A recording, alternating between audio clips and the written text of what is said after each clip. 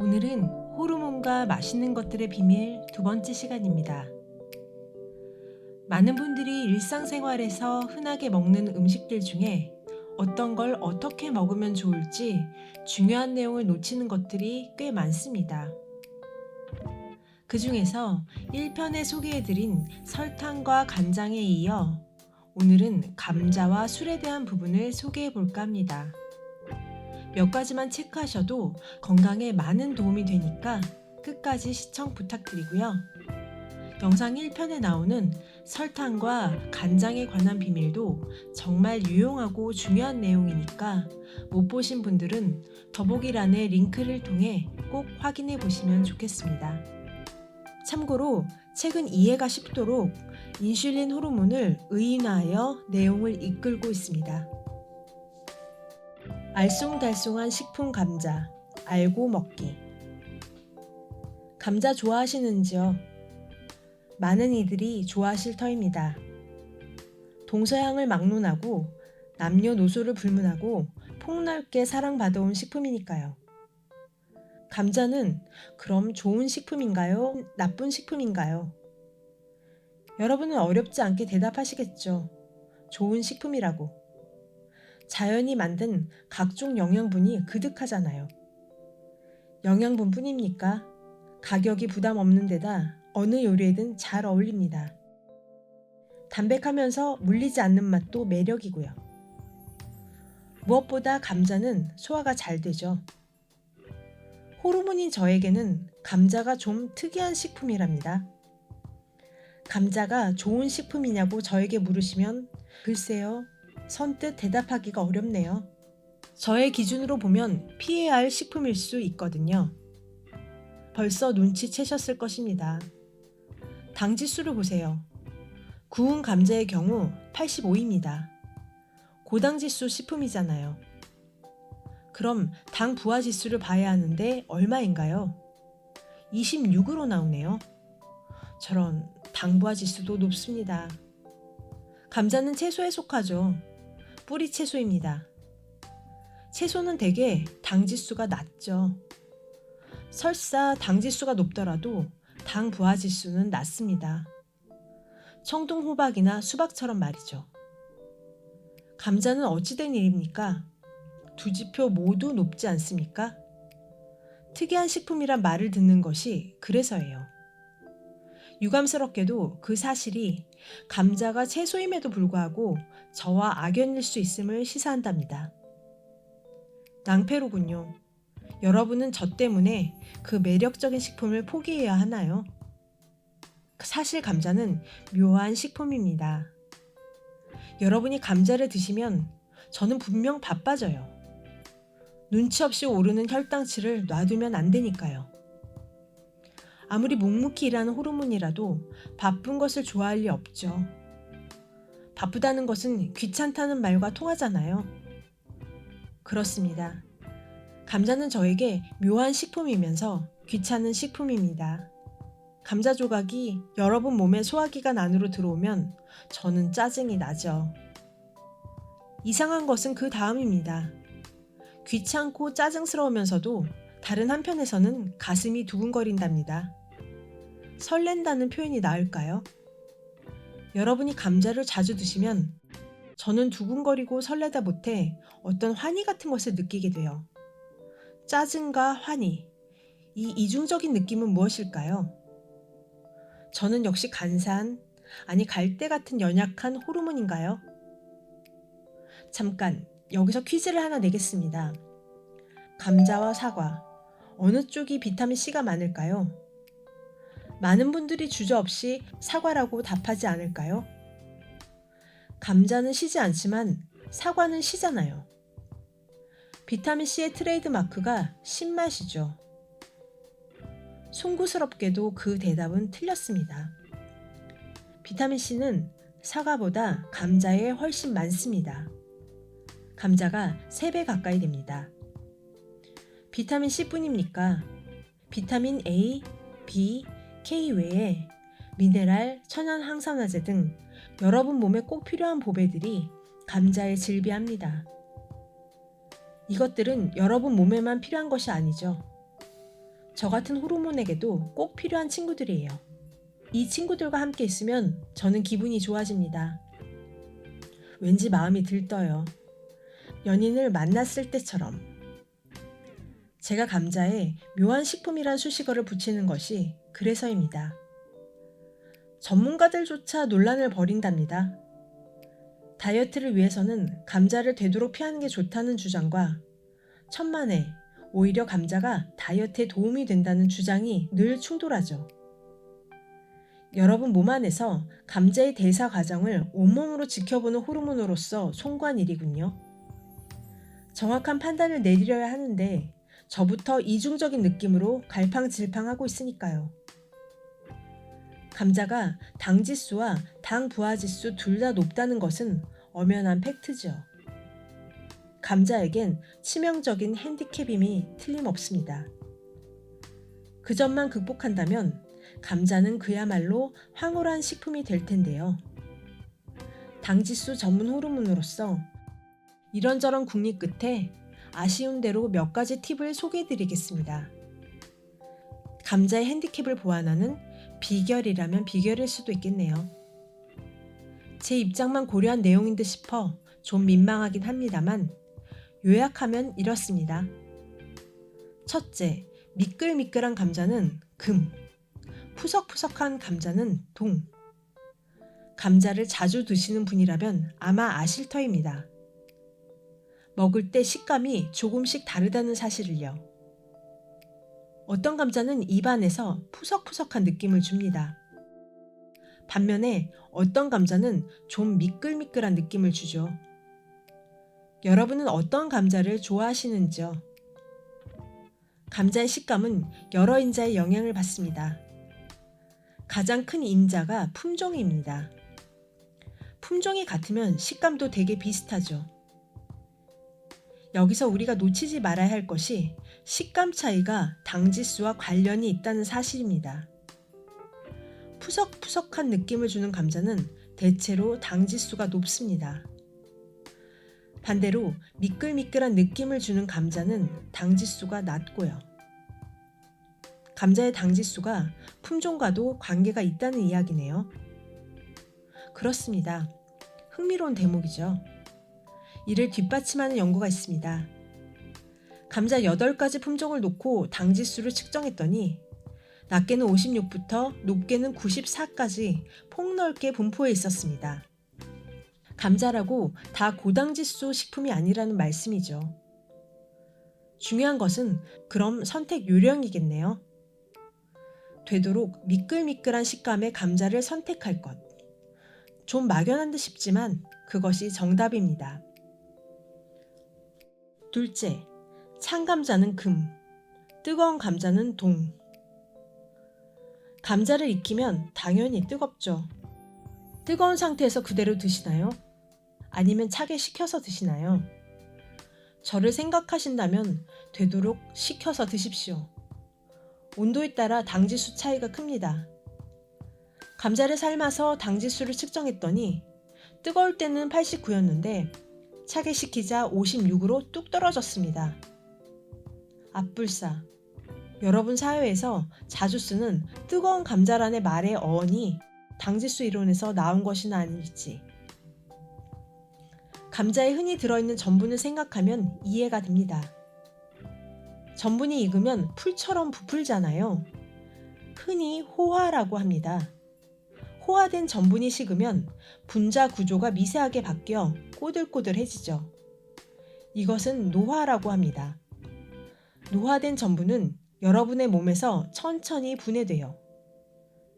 이런 전분을 전문용어로 저항성 전분이라고 합니다. 제가 무척 좋아하는 전분이에요. 섬유질과 비슷한 역할을 하거든요. 당지수를 낮춰줄 뿐 아니라 여러분의 장 건강에까지 도움을 줍니다. 셋째, 다른 음식과 함께 먹으면 금, 감자만 먹으면 동. 감자는 되도록 다른 음식과 함께 드십시오. 단, 조건이 있습니다. 함께 먹는 음식의 당지수가 낮아야 합니다. 이 음식이 감자의 당지수를 떨어뜨려줍니다. 음식 두 가지 이상을 함께 먹을 때 당지수는 각 음식의 당지수를 평균한 값이 됩니다. 물론 각 음식의 탄수화물 함량을 고려한 가중 평균입니다. 잠깐, 한국인의 주식인 흰밥을 보시죠. 당지수가 꽤 높습니다. 밥이 한국인의 다이어트에 방해가 된다는 구설이 나오는 이유입니다. 하지만 저는 그다지 크게 우려하지 않아요. 여러분이 밥만 먹는 경우는 없잖아요. 항상 반찬과 함께 먹죠. 반찬이 흰밥의 당지수를 끌어내립니다. 이 원리를 감자에도 적용하면 되겠네요. 감자를 밥처럼 먹는 것입니다. 반찬과 함께 말이죠. 가장 현실적인 방안이 될 수 있겠네요. 샐러드 요리 좋아하시는지요? 샐러드에 감자를 넣어 보십시오. 감자 샐러드죠. 이 음식이야말로 금 중에 금이라 할 만합니다. 샐러드의 채소들이 감자의 핸디캡을 크게 줄여주죠.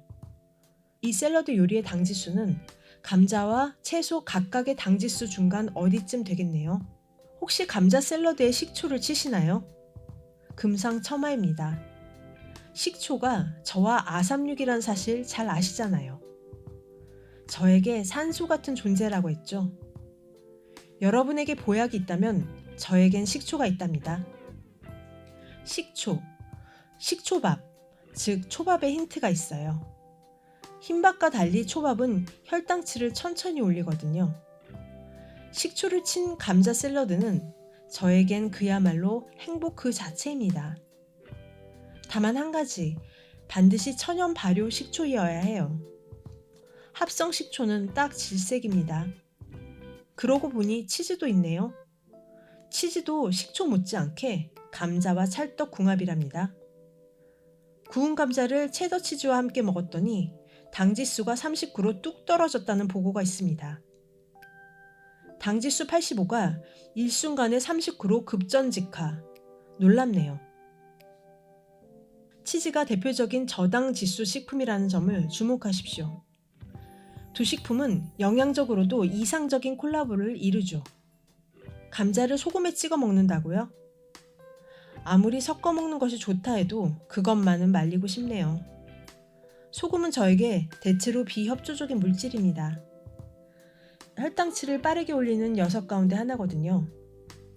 여러분 몸에서 전분분해 효소인 아밀라제의 활성을 높여 당분 흡수를 촉진합니다. 오히려 감자의 핸디캡을 키우는 결과가 되죠. 이는 감자만의 이야기가 아니에요. 다른 음식에서도 마찬가지입니다. 소금은 되도록 적게, 영원한 진리라고 생각하세요. 소금이 그런 짓까지 하는군요. 그렇다고 소금과 아예 등지라는 말씀은 아닙니다.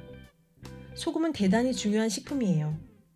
아시겠지만 안 먹어도 위험합니다. 소금의 핵심 성분인 나트륨이 원래 중요한 미네랄이잖아요.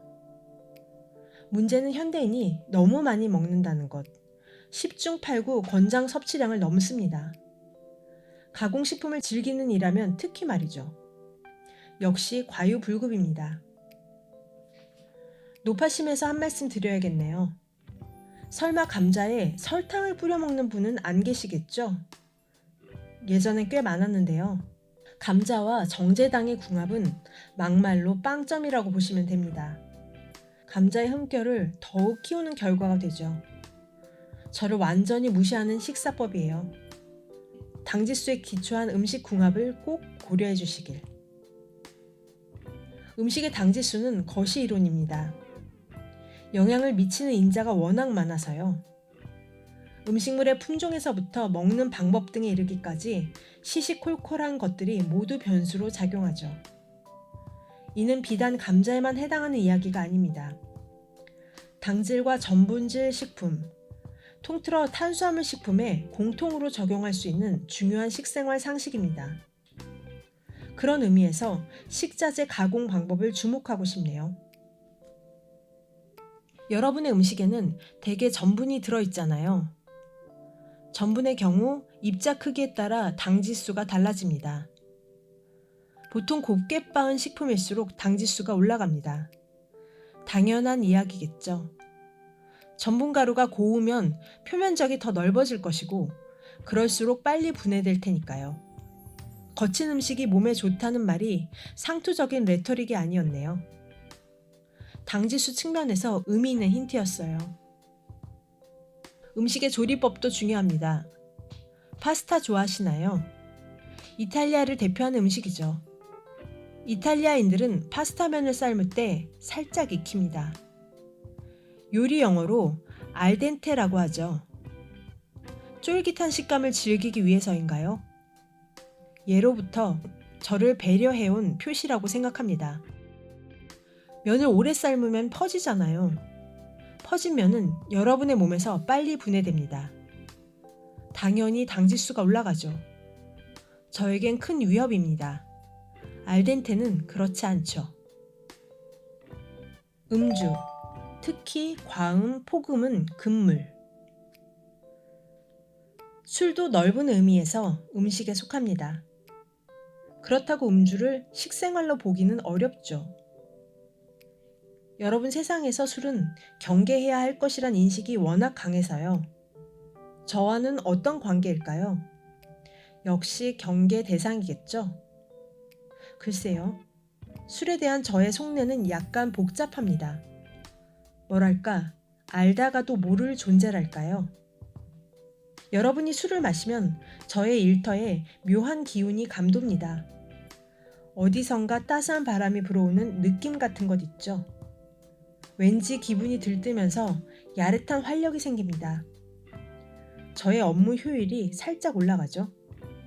이런 사실을 뒷받침이라도 하듯 적당량의 음주가 당뇨병 위험을 약 30% 낮춘다는 논문이 있더군요. 의외로 이런 내용을 추적한 연구가 많더라고요. 술이 그럼 약인가 하는 호기심을 불러일으키기에 충분한데요. 수락석출이라는 말이 있죠. 강에 물이 빠지면 바닥이 드러난다는 뜻입니다. 술을 설명하기에 딱 좋은 말이에요. 술이 저에게 활력을 준다고요? 알고 보니 그 반대였습니다. 교묘하게 저를 혼란에 빠뜨리며 오히려 발목을 잡는 것이었습니다. 요즘 들어 술의 이런 이중적인 일면을 추적하는 연구가 부쩍 많아졌더라고요. 적당량의 음주가 당 대사에 도움이 된다는 의견은 보편타당하지 않다든가 술은 비교적 적은 양에서도 당뇨병 위험을 높일 수 있다는 연구들이 그것입니다. 앞의 내용과는 정반대네요. 첨단 과학도 더러 헷갈리나 봐요. 같은 대상을 놓고도 전혀 다른 의견을 내곤 하니 말이죠. 이런 때 호르몬의 감각이 필요해집니다. 저의 냉철한 감각은 뒤쪽, 즉 비판적인 견해 쪽에 손을 들어주네요. 술의 주성분이 뭡니까? 알코올이잖아요. 아시다시피 화학물질입니다. 몸 밖에서 들어온 이물질이죠. 영양분은 없고 칼로리만 그득한 외부 화학물질. 여러분 몸의 세포나 저나 그런 낯선 상대와는 만나고 싶지 않은 것이 진심이죠. 술의 속성을 알면 더 확실해집니다. 자칫 과음으로 이어지기 십상인 것이 술이잖아요. 과음 또는 폭음에 대해서는 제가 분명하게 말씀드릴 수 있어요. 해롭습니다. 무척 해롭습니다. 저의 일터에 알코올이 왈칵 쏟아져 들어오면 제가 갈피를 잡지 못한답니다. 저의 숭고한 사명인 혈당치 관리에 당장 빨간불이 들어오죠. 그것은 곧 여러분 건강의 빨간불이에요. 과음이 대사증후군과 당뇨병 위험을 높인다는 연구는 정말 많습니다. 간장세포에까지 타격을 준다는 사실은 삼척동자도 아는 상식이고요. 더 큰 위기는 과음이 잦은 경우입니다. 끝자락에 알코올 중독의 문이 있죠. 그 문이 열리면 정말 심각해져요. 여러분 몸에서 제가 제대로 만들어지지 않는 지경이 될 수 있거든요. 평화롭고 아름다운 저의 고향섬에 병고가 생기기 때문입니다. 제가 태어나는 곳, 전문가들은 췌장의 베타세포라고 하는데 그 신성한 부위가 훼손될 수 있습니다. 알코올 중독 현상은 단순한 인슐린 저항 차원이 아니라는 말씀이죠. 알코올 성분만 문제인가요? 술도 가공식품이잖아요. 미운 짓은 똑같이 해요. 식품 첨가물 이야기를 안 할 수 없네요. 술에도 첨가물이 의외로 많이 사용된다는 사실 아시는지요? 표시 규정이 일반 가공식품과 달라 소비자가 확인하기 어려울 뿐입니다. 알코올에 온갖 첨가물이 녹아있는 혼합 용액. 저는 정말 싫습니다. 칵테일 효과가 또 생각나네요. 해로운 물질들이 섞이면 유해성이 커진다고 했죠. 또 노골적으로 저의 발목을 잡습니다. 비근한 얘가 앞에서 말씀드린 아스파탐 막걸리예요. 신경 독성이 더 커진다고 했잖아요. 서민의 술에 특히 첨가물이 많이 들어갑니다. 대표적인 첨가물술이 한국의 대중주, 소주예요. 주로 희석식 소주를 드시죠? 희석식 소주에는 무조건 첨가물이 들어간다고 보시면 됩니다. 전통주인 막걸리에도 첨가물이 사용된다고 했고요. 가장 만만한 첨가물이 합성 감미료죠. 감미료는 거의 대부분의 대중주에 사용되는 실정입니다. 고고한 듯 보이는 청주에까지 들어가니까요. 요령이 필요한 것이 그래서입니다. 소주는 되도록 증류식 소주를 택하십시오. 증류식 소주에도 제품에 따라 덜어 첨가물이 발견되고 합니다만 대개 무첨가입니다. 대신 이 소주에는 좋은 친구가 있어요. 우로키나제라는 물질. 혈전 용해 효소로 알려져 있죠. 심뇌혈관 건강에 도움을 줍니다. 무첨가 철학은 전통주에서 더 빛나죠. 막걸리나 청주 등도 잘 살피면 무첨가 제품을 쉽게 만날 수 있습니다. 식품 첨가물로부터 비교적 안전한 술이 맥주예요. 시중의 일반 맥주 제품은 거의 무첨가라고 보셔도 됩니다. 다만 흑맥주는 조심하십시오. 흑메가를 쓰지 않았다면 색소가 사용됐을 가능성이 큽니다. 가장 흔한 하지만 꽤나 해로운 카라멜 색소가 주로 사용되죠. 알코올 도수가 높은 위스키와 브랜디도 대체로 첨가물로부터 자유롭습니다. 물론 일부 특수 제품은 예외입니다만 이렇게 정리하겠습니다. 술은 득보다 실이 많다. 되도록 피하는 것이 좋다. 불가피한 상황이라면 적정량을 지키는 것이 중요하다. 과음 폭음은 금물이다. 무엇보다 알코올 중독은 막아야 한다. 선택의 기준은 무첨가다 라고 말이죠. 약식동원이란 말이 있죠. 음식과 약은 근원이 같다는 뜻입니다. 음식으로도 몸을 고칠 수 있습니다. 그런데 현대사회에서는 음식을 너무나 욕구 충족의 수단으로만 사용하는 것 같아요. 제가 책을 통해 소개해드린 설탕, 간장, 감자, 술 외에도 호르몬과 마시는 것들의 비밀에 많은 음식들에 대해 어떻게 섭취하면 좋은지 좋은 정보들이 있으니까 추가적으로 확인하시고 건강한 삶 누리시면 좋겠습니다. 다음에 더 좋은 내용으로 찾아뵙도록 하겠습니다. 고맙습니다.